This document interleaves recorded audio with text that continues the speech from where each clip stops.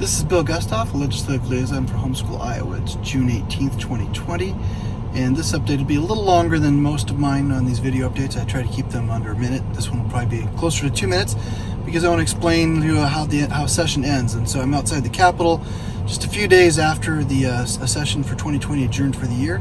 It was certainly the most unusual legislative session for me and about anybody up here, where we had the 3-month interruption for a global pandemic known as COVID-19. So one of the things we watch when at the end of session, and especially when you resume at the end of session, is what happens with bills we were promoting. And fortunately, a couple of small things we were working on became casualties of the COVID-19 pandemic.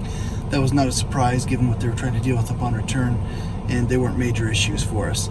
But you always watch appropriations bills and other bills that have made it through funnel that are live to the end of session, because mischief can happen, sometimes unintended mischief.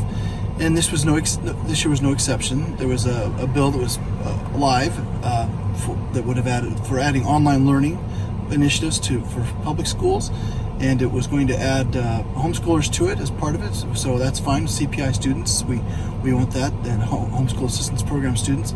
So we were watching that and helped clarify some language there.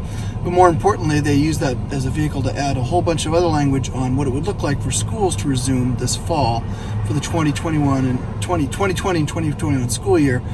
And well-intentioned, but some language that wasn't quite crafted correctly was going to try to exempt out homeschoolers, but potentially add a backdoor reporting requirement. So we were able to work with friends in the legislature who, in the Senate in particular, Chair Amy Sinclair, the chair of the Senate Education Committee, understood our point and helped make sure that language was removed. And so we're safe for that year. We did not become a casualty ourselves, and we didn't have any virus sort of condition infecting us this year. So stay tuned.